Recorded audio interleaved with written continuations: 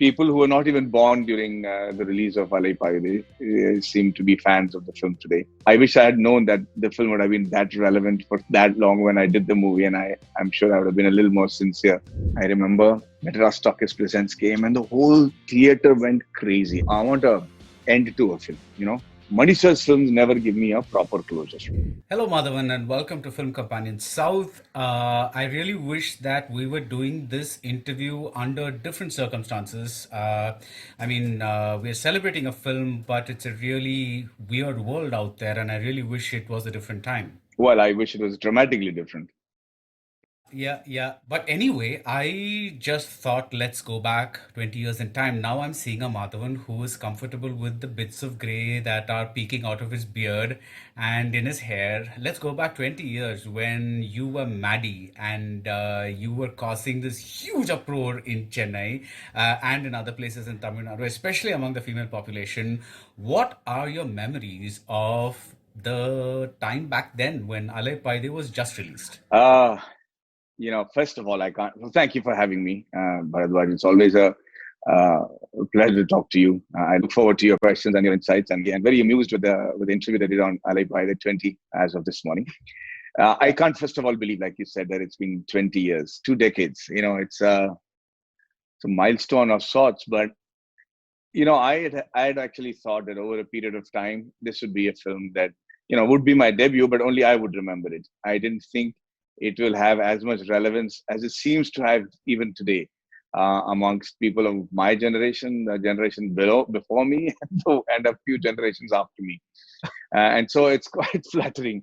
Um, People who were not even born during the release of Alaipayuthey seem to be fans of the film today. And I wish I had known that the film would have been that relevant for that long when I did the movie, and I'm sure I would have been a little more sincere with all that I tried to do in that film. Uh, but it's very flattering at the same time. Uh, it's frightening because one always wants to do better. One always wants to create a milestone that you'll be remembered for, which is better than the last one that has happened. So I think Alai Paire as a romantic love story, as a debut for an actor, as somebody who got into a romantic image even after being married, all those would be a difficult mold for anybody to break, including me. Yeah, but what are your specific memories in the sense that, yes, the shoot is done? I'm not talking about the shooting part of it. I'm talking about the release part of it, right? The film is out. Yes, there is a big brand name behind it, a series of big brand names, starting with Mani Ratnam, who's a very well established director. There's A.R. Rahman, there's P.C. Sriram. Right. All this stuff is going on. But as Madhavan, as Maddie, what was your specific what was that time like for you specifically? Did you go to the theater to watch the film, or what just happened there? So very good question. So I've heard this line so many times. Every time a film releases, I ask my managers because that time there was during the release of LA Pirate, there were no online reviews that were coming on spontaneously as the film Right. was being shown, right? So I always I had to rely on people's word of mouth and wait for the reviews to come, which would happen after 2 3 days during those times. So I asked my manager, and I've heard this line so many times. They said, "Sir, first half நல்லா இருக்கு, second half சுமாரா இருக்கு sir, ஒரு mixed report தான் இருக்கு sir," is what he said. And I think that's a constant that I've heard about every film of mine during every first day of release. But then so I very strangely I had decided then to shift from Mumbai to Chennai. Right. And my wife is in the middle of the process of loading up everything on the truck, and sure that this would be a great step in the right direction for me as far as Tamil films were concerned, because I was doing it with the maestro. I had the best team. So I knew this film would at least, the music had already become a hit. So that was a consolation. So we had decided to move to Chennai. But when I heard Sumara sir, a mixed report, I told Sarita, I said, hold on to the truck. Don't send it right now. She says, "What do you mean? We've already vacated the house. We've hardly got 3 4 days left here. Don't give me all these shocks." I said, "Honey, you know, they're saying it's a mixed report. Let me see how it goes." And it's a Saturday now.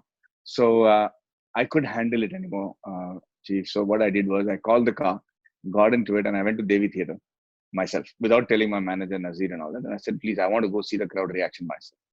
So when they saw me getting out of the car in Devi Theatre, I remember the people didn't quite recognize me then, because the attire was very different from what I was in the film. Not because of the beard, and but just because I was wearing a Bombay jeans and t-shirt, sweating, that kind of stuff. But the watchman recognized, and the owner and the manager recognized. So they came hurrying down with an umbrella. And he said, "Sir, what are you doing here? Sir, என்ன sir பண்றீங்க? வாங்க வாங்க." And I'm like, "Sir, இல்ல படம் பார்க்கணும்." "You வாங்க sir, நீங்க முன்னாடியே phone பண்ணிருங்க sir. You dangerous sir." He took me to the side staircase. He took me to the top and he said, "You please stay here." I said, "I want to see the reaction." He said, "Yeah, yeah, I'll let you see the reaction. Just calm down. Just wait for the film to start." Then I said, "How much time?" "We have about 10 minutes." I said, "How's the film doing?" Uh, he says, "நீங்களே பாத்தீங்களா sir?" I said, "Okay." It's a 3 o'clock show at Devi Theatre. I'm standing in the back of the theatre, and the movie started. And I remember Madras Stockist Presents came, and the whole theater went crazy. I mean, like people were yelling. I haven't heard loud screams like that in my life. And so, it was a Madras Stockist film with a red line that comes underlined. No, that was the Yeah. that was yeah, their logo. And then every time people's names started coming in, people were screaming and yelling and shouting. And first, Sri Ram came, A.R. Rahman came. Everybody started yelling and screaming for Rahman sir. There was an amazing amount of yelling. And then my first close-up, I came smiling on the bike. I remember, like, and then that music started after the few names had come. And I'll never forget this moment in my life, because as soon as that close-up came and that Endendram Pundaga music started, I could hear shit. I couldn't hear anything except screams. And I remember seeing all these dupattas flying in the air, like in the movies. It's just color dupattas were flying all over the place. The girls were screaming, the guys were screaming. I did not know why they were screaming. Were they screaming because of me or because of the movie? Or whatever it was, I knew that sort of scream meant that I had to let the truck pass from Bombay to Chennai. So I called my wife on the phone. I said, "Send the truck." That was the outcome. So unforgettable moment as far as Alaipayuthey is concerned. So when you were narrating this to me, did you have Mm. goose flesh? Yeah, every time, because it's a defining moment in my life. Every Right. time that I say that story, it happens. Mary, are you emotional by nature? What does this time mean to you, in the sense that this is your very first film, your very first experience of this kind of reaction, this Mm. kind of hysteria, this kind of love and acceptance? Are you saying that is this just nostalgia, like a fun Mm. memory for you, or is this something that you keep in your heart, in a warm place in your heart that you reach into every time that you're feeling a little low? How does it work? You're making me think hard here, and I'm trying to be as honest as I can at this point of time. What I mean, I'm saying there is no defined answer for a situation like this. I mean, in the middle of this coronavirus, in the middle of all this stress that people are having, what do I feel about? Um, so actually, it seems like some other life. I don't know if I'm able to make sense. It seems so surreal. It just seems like it happened in some other birth. It just um, I can see the impact of it. I can see the reach of the impact even now. And still people responding to me on social media about it. But for me, it looked like it was some other person who was doing the movie. For me, it's faint memories. I can't tell you it's emotional at all. It is not. Um, I have a smile when I see myself in the song, and one of the most overwhelming feeling that I have is, how did you survive this? In the sense that I keep thinking I could have done so much better. Okay, I thought in places I was overacting. Maybe that's me. And some places I thought, you're trying to be too cute unnecessarily. Maybe that's hindsight wisdom, but that's about all the emotions that I have as a film. I think I don't have the guts to dwell back in that time, because it was such a fantastic time in my life. I don't want to think that that's going to be the highlight of my life. I don't want to think what happens if it doesn't get any better than that, and seldom Right. has. Yeah, so maybe that's why I'm afraid to enter that zone, and see how emotional I get about it. I want to always consider that as one of the steps that I took. So, in a way, are you saying that every film, in a way, is its own kind of Alaipayuthey? Yeah, yeah. Be it a success or a failure, especially if it's a success, I don't know why I end up distancing myself from it. I with a vehemency almost. Uh, I'm not able to. It's maybe I mean it's almost like a psychiatric session for me right now. But I'm just saying maybe it is because I don't want to dwell in that 2 seconds of exuberance and let my guard down. Honestly, Bharadwaj, I still feel I have so much to give. I just deep inside, if you ask me what my angst is, I just think that I have so much to give, and there is so less time in terms of what I'm capable of portraying. You know, so I think Yeah. that fear that I'm running out of time in terms of my looks and the kind of stories and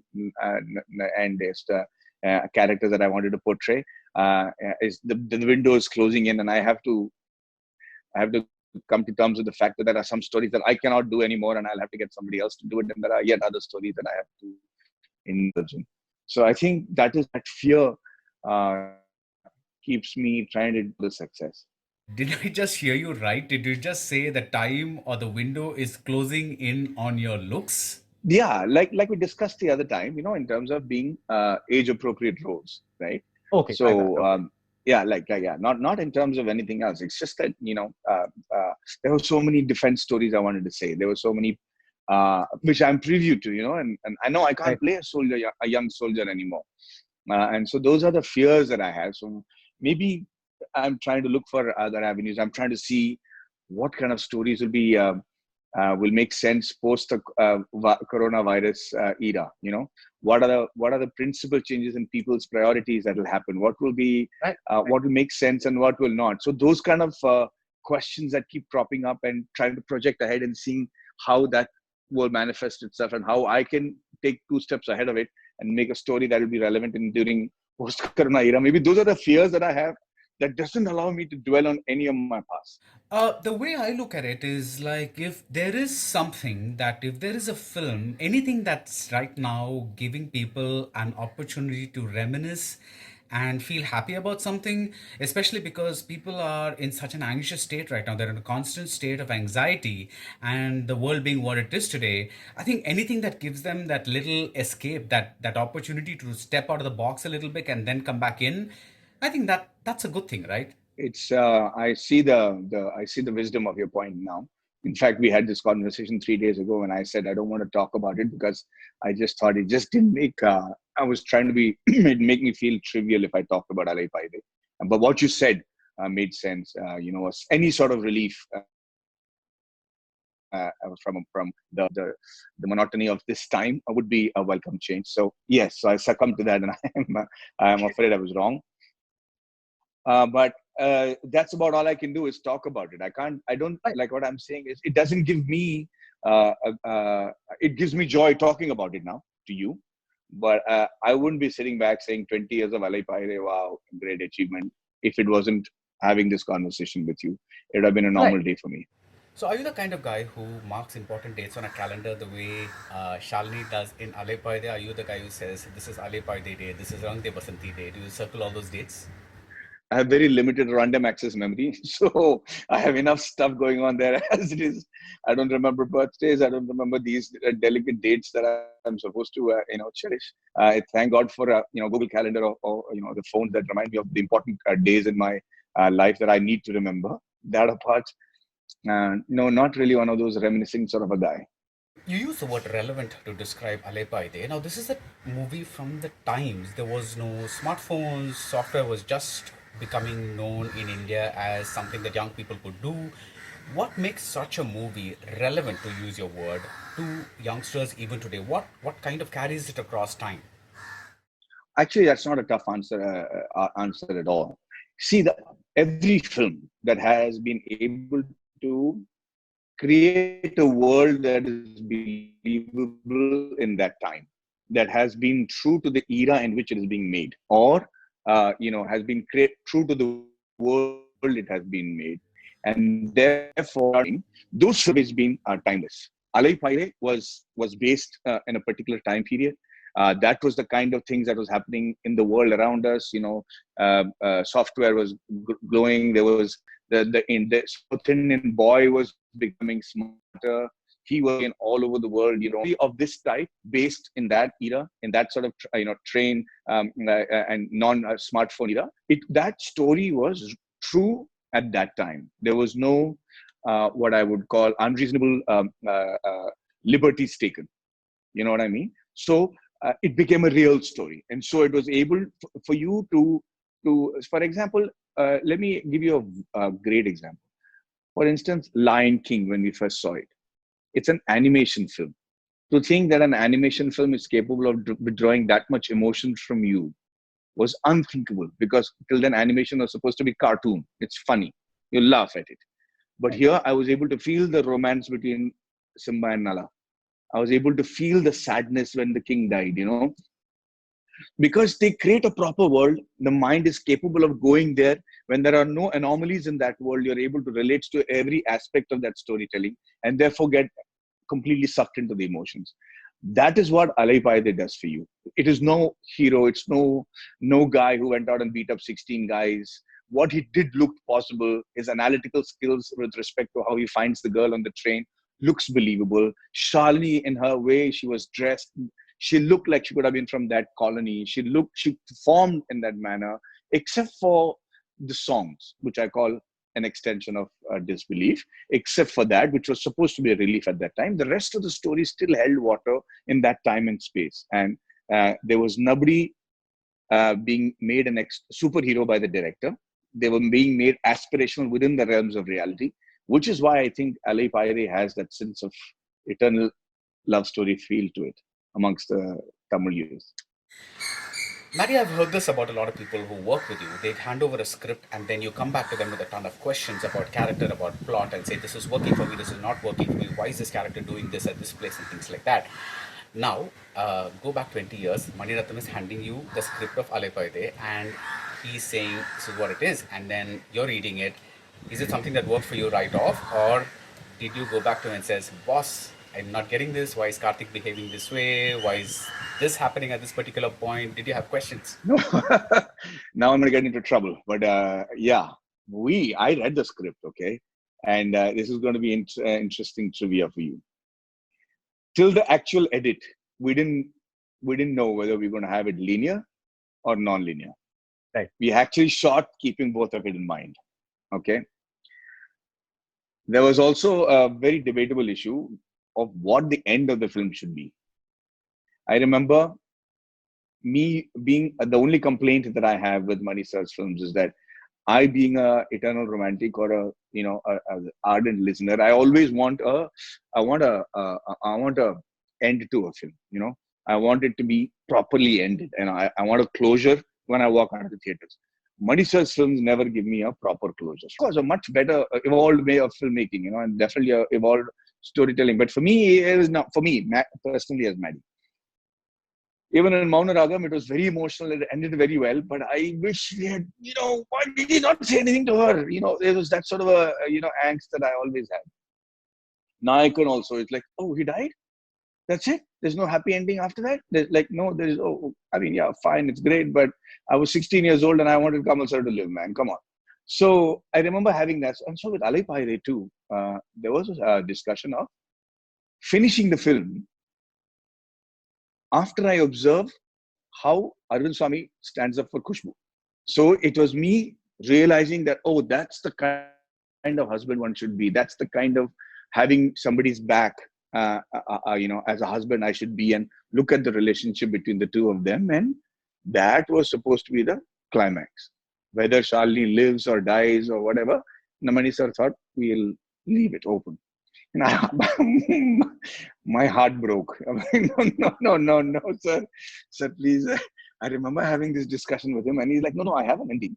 But believe it or not, we came back and shot that ending. We had shot the location, then we went back and came back and shot that ending, because I think he must have done his research and everything. But I remember with my heart falling. First of all, it was a film without a song. There were no songs in the film. And I was very happy because I can't dance to save my life. And I had already seen Mani Sir's film and Chaiya Chaiya and all happening on top of the train. I did not know how I was going to do it. But he decided to add songs. Then this climax was going to be a question all the time. So that also happened. So for me, getting involved in the script and getting involved in the characters was happening from my very first film. So I was begging him, so let's try this let's do it. If he says, no, I have a climax, you want to shoot it, we'll shoot it. Let's see how that goes. And finally, we shot it, me looking at her through the window and then saying, um, on her saying, Shakti, come back to me, that whole thing. And I'm grateful that the film ended with that. My last question to Madhavan is that people often associate people, filmmakers or actors, with one iconic work. And I know Mani Ratnam is always associated with Maunaragam, because a lot of people come up to me and keep saying that, I love Maunaragam, and then, it really spoke to me, and when are you going to make another movie like that? And he's told me once that he gets really irritated because he made so many films after that, and they're still going back to something he made so many years ago. Similarly, for you, is Alaipayuthey the film that people often come up to you and say, "Hey, Maddie, I loved you in Alaipayuthey. When are you going to do the next Alaipayuthey?" I mean, the fact that you've done so many other films after that kind of gets forgotten, and they come back to that very first film you made 20 years ago, right at the beginning. Oh, I love you and Alaipayuthey is not bad. That's fine with me. But when they say, why can't you do something as good as Alaipayuthey? I imagine them to be somebody who doesn't watch movies or who has not had the time in his life to indulge in other movies of mine, and therefore he's only stuck with Alaipayuthey because that's the only safety mechanism I have. Because after all 20 years of doing 75 films or 80 films, if he can only remember, or he or she can only remember me by Alaipayuthey, I haven't really done much in my life, and I don't want to. I don't want to get. I don't want to get depressed listening to that. Okay. So thanks, Madhavan. Thank you for coming and talking to us, because this has been a conversation that we've been having for a few days now, whether to do this or not. And I know this is not the ideal time to be celebrating something, because people are not in the greatest of mind spaces. But I also feel, like I told you, that something that gives them so much joy. I think it's always nice to kind of revisit some of these elements. So thanks again for sharing some of your thoughts about this film of yours. Hey, thank you. Can I just say a last few things about what I really wanted to say about Sure. people today? So yeah, this is a crazy virus, okay? And the world over, everybody is stunned by how things are manifesting and unfolding, and nobody really has much of a clue because nobody's handled something like this before in any era. So I just wanted to say that people are still not taking the lockdown seriously. People are still assuming that this is a bad dream and it'll go away. And they say every generation has to see one world event or the other, maybe a war or this thing. And I think we are lucky that we're getting to see something like this, where we don't have to send out young people to the front and wait for their arrival. At the same time, all the leaders, the government, they are actually doing their best under the circumstances, given the information that they have. So I think it's more than a duty. It's actually the most important thing for us to do is first to appreciate all the people who are actually taking time out and risking their lives so that we can sit at home quietly and tide this over. And the second thing is, I think you should be a little more compassionate. If you're Bharadwaj, I've understood between over a period of time that irrespective of how good our intent are, whenever we put up a message or a review or a post, there will still be the angsty ones who will write negative comments. Okay, and sometimes it hurts, and sometimes it also dictates what kind of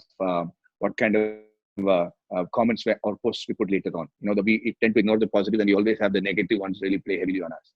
I just have to tell you that there will always be people like this, and I wanted to share that with every viewer, that we are aware that amongst us there'll be some angsty people who will have tried something negative. The best thing is to ignore them and block them, because remember something: social media is barely 3% of the population. Their views are not the views of the world. We are still as better people because we're putting up positive stuff. So don't be afraid to say positive things about anybody, and most importantly, continue to be who you are. Negative people should not bother you. And in this time and place, it's really, really important. It's not going to be possible to be a better human being, come out looking fitter and younger, and not everybody is in the same mindset. So don't feel guilty about just putting up your feet and not doing anything. But do feel guilty about not showing your gratitude to the government, to the people, to the police, especially to the police and the medical personnel who are doing an extraordinary job. You have to be in a defense family, or see the emotions in a family. When I've seen it myself, when a man who's got a son and a wife is heading out for patrolling at night in the borders. Okay, the wife is constantly trying to take pictures that she would remember for the rest of their lives. in her mind, she's wondering whether this is the last time I'm going to see him. And happens every time he goes out for patrolling. Whether him getting into the jeep will be the last picture I see of him. Kind of guts and bravery that women and family, like my best friend Amit used to tell me, every time his father is going out, he used to make sure he's drink up that visual, so that in case his father doesn't come back, he remembers him like this. And that happens on a constant basis. I'm telling you, the doctor's family, the police family, the medical personnel, all these families are also looking at them today like that. Be aware of those. Be grateful to those people, because they can't just come back, open the mask, and hug their families anymore, because they don't know themselves whether they're infected or not. It's a very tough time that they're going through. So I'm going to use this opportunity through this interview of yours to say really what I felt, and I'm saying the only thing that you're required to do right now is show restraint and a lot of compassion and love. Yes, of course. Thank you so much for that. And thank you for appearing on Film Companion South. Thanks. Bye. All right. Bye.